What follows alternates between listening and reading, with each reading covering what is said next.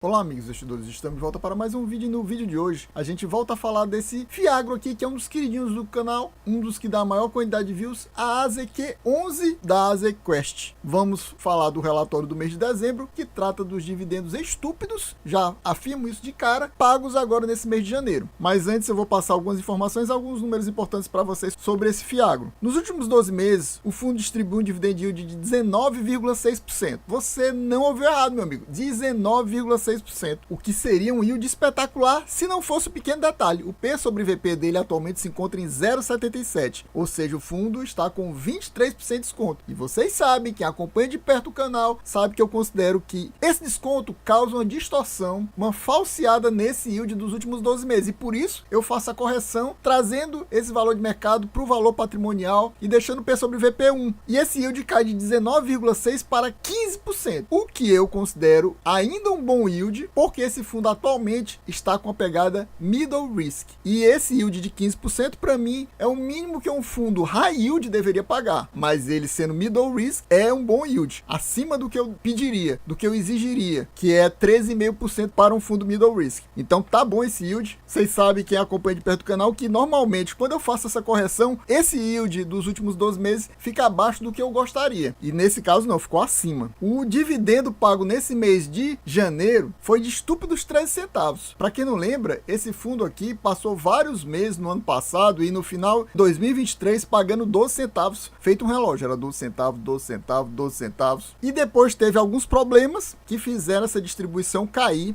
e ficou vários outros meses do ano passado pagando 9,5 centavos. E nesse mês de dezembro, que é anunciado em dezembro, mas que é pago só em janeiro, ele anunciou estúpidos 13 centavos. O que, considerando o valor da cota no momento que foi anunciado, nos dá um yield de 1,90%. Sim, meus amigos, 1,90%, que é um yield estupidíssimo, digamos assim. Por quê? Normalmente quando é fundo de tijolo, vários deles, não vou dizer nem que seja só um, conseguem distribuir muito mais no final do semestre por causa de alguma venda de algum imóvel. E aí eles ficam pagando mais suave, digamos assim, durante 5 meses, no final do semestre eles dão uma porrada. Aconteceu recentemente, por exemplo, com o TRXF, com o HGRU, mas fundo de papel, isso é raro de acontecer. Esse yield aqui não foi de uma venda que o fundo fez, que ele é um fundo de papel. Ele basicamente investe em CRAS e em FDICs, isso é papel. Esse yield realmente foi dado por um motivo que a gente vai falar e mostrar daqui a pouquinho no relatório. No comentário do gestor ele cita esse detalhe, mas 1,90 é muito estúpido. E eu vou daqui a pouco também comentar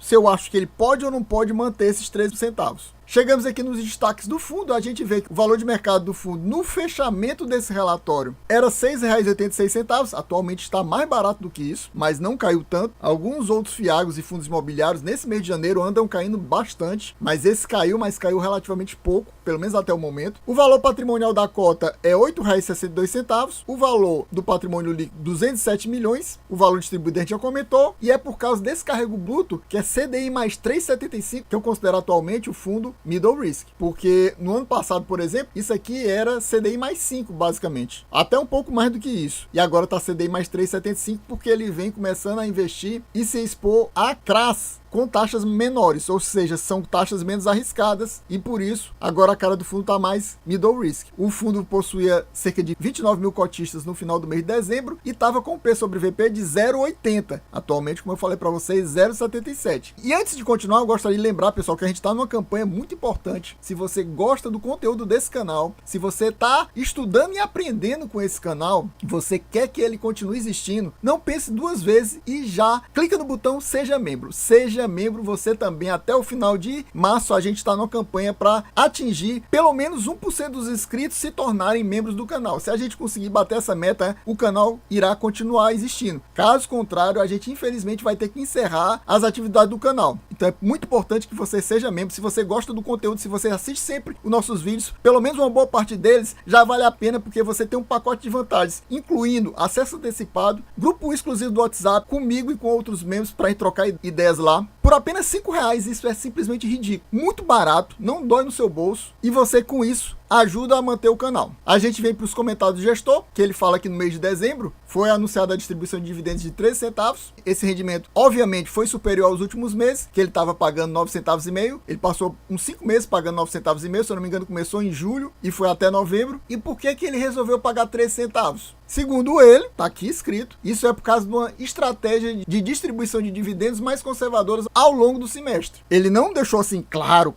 mas o que eu entendo dessa frase é que porque ele distribuiu de forma mais conservadora nos meses anteriores, ele conseguiu acumular uma reserva, e a gente viu isso nos últimos meses. No relatório do fundo, eu até comentei para vocês que eu acho que ele já deveria ter voltado a pagar mais do que 9,5 centavos.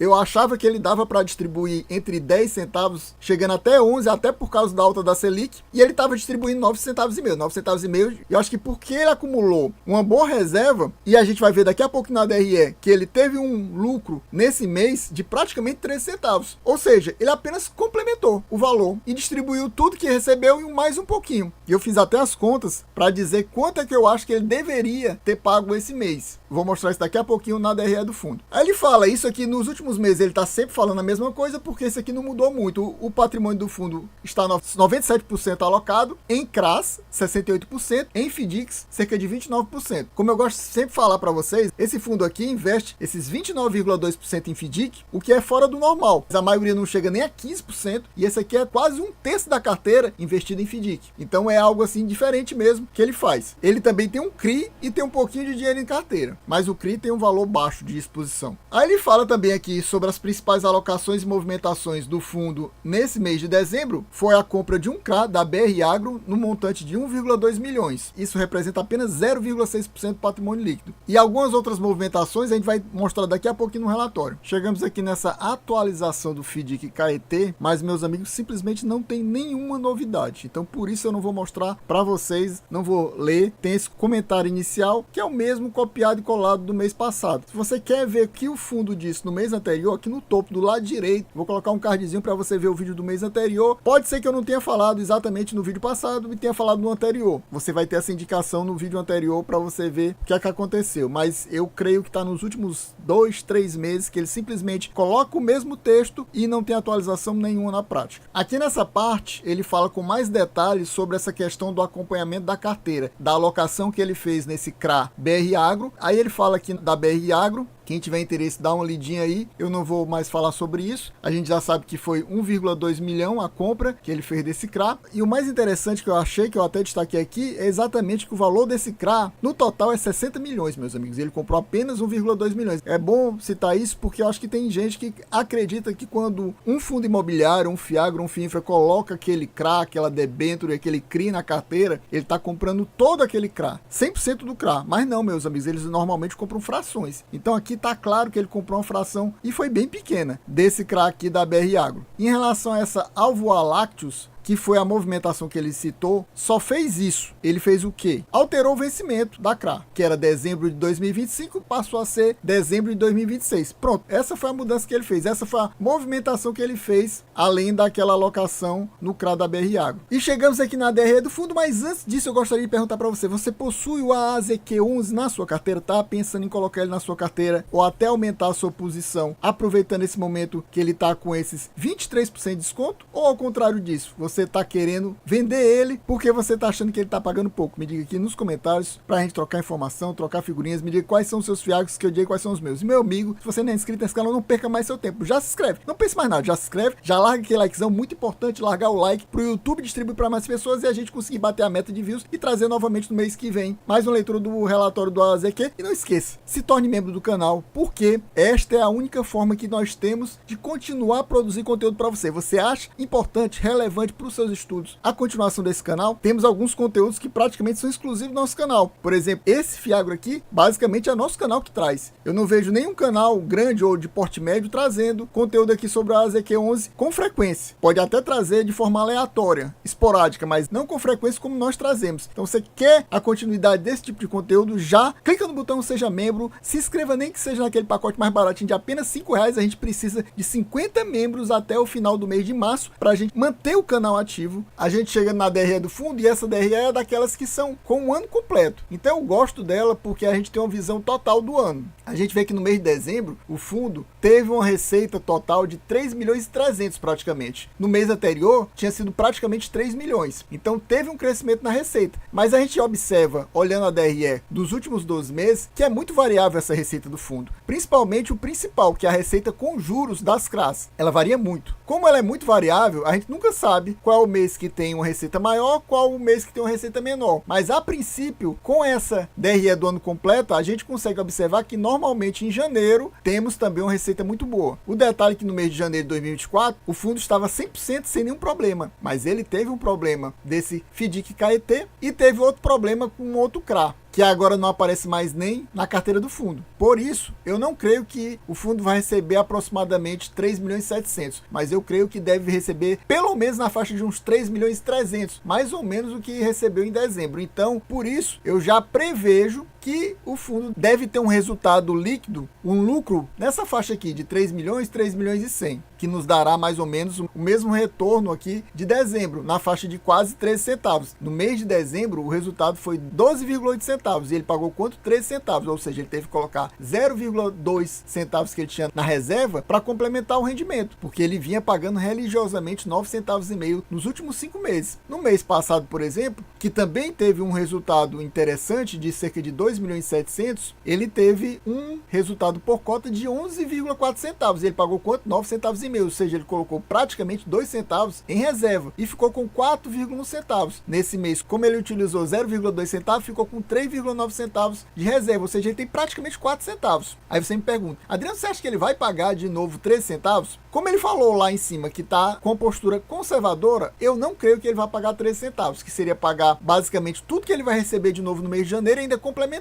Mas eu creio que ele deve começar a pagar entre 10 a 11 centavos a partir do mês que vem. Vamos aguardar para ver, para ter certeza. A gente chega aqui na DRE do fundo e eu resolvi marcar algumas coisas mais importantes para mostrar para vocês. Por exemplo, nessa coluna a gente vê o tipo de ativo e do lado o nome do devedor. Isso eu sempre comento. Entre esses ativos temos aqui a Alvoar, exatamente esse CRA que ele citou lá em cima, que ele estendeu o vencimento do CRA. Ele investe cerca de praticamente 9 milhões, 4,32 do patrimônio líquido investido no Alvoar. Ele ainda possui um pouco de caixa, cerca de 4 milhões e 800, 2,31 do patrimônio líquido, que ainda está no caixa. Eu marquei aqui a Futura, porque o CRA da Futura, que fica dentro do BBGO, apesar de não ter nenhuma relação com o fundo, foi remarcado para baixo, porque o pessoal lá da BB Asset está preocupado com essa empresa, essa revenda no caso. O fundo aqui investe 4 milhões e 350 mil, cerca de 2%. Caso aconteça alguma coisa com essa revenda, irá prejudicar o fundo, mas não é um problema tão grave assim. Mas fiquem de olho que pode haver algum tipo de problema com essa Futura, já que até o pessoal da BB Asset já está com medo dela. O fundo ainda possui FGA, um dos fiagros mais tranquilos da nossa bolsa, que sempre tem um rendimento bom, mas que assim como os outros também está caindo forte. Vocês observam aqui os valores investidos em cada um desses devedores. A maior posição do fundo é no esteio rural, uma posição de 17 milhões, 8,2% do patrimônio líquido. Para mim é uma posição mais preocupante, que ultrapassou aquele meu limite do limite, e até 8% eu acho que ainda é aceitável. Não deveria passar disso. Aqui temos os patrimônio líquido investido em cada um desses ativos. Aqui temos os indexadores, a maioria CDI, mas temos aqueles pré. Os pré são todos dos CRAs carteira. Para quem não sabe, esse CRA carteira, eu sempre falo, não vou falar com muitos detalhes, mas são CRAs pulverizados, ou seja, tem vários devedores dentro desse mesmo CRA. Então não é apenas um devedor. E normalmente são taxas prefixadas com percentuais altos. E aqui é o spread em relação ao indexador. E chegamos aqui na última parte da carteira do fundo. Novamente aqui a gente observa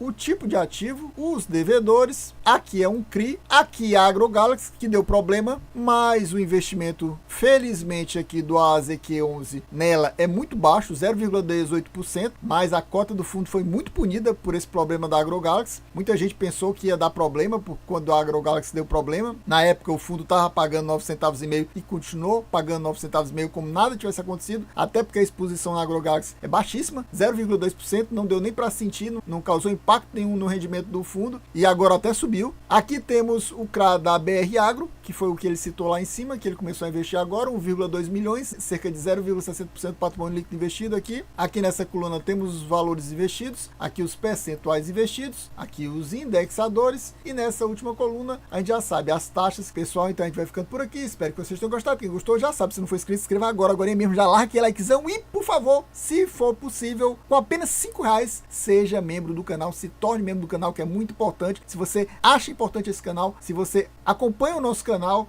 quer que ele continue ativo depois do final do mês de março, se torne membro, porque a gente está com uma quantidade baixíssima de membros. A gente precisa chegar a um número de 50 ou mais no final do mês de março. É muito importante que você se inscreva. O ideal seria todo dia entrar um novo membro. Infelizmente, a média está muito baixa. Se a gente continuar dessa forma, a gente infelizmente não vai conseguir bater essa meta, exatamente porque o pessoal não está querendo ajudar com apenas R$5, pessoal. R$5, míseros R$5. Qualquer um de vocês que está assistindo esse vídeo pode contribuir para o canal continuar ativo com apenas R$5. Clique no botão Seja Membro e se torne membro por apenas R$5. É isso aí, valeu, até a próxima e fui!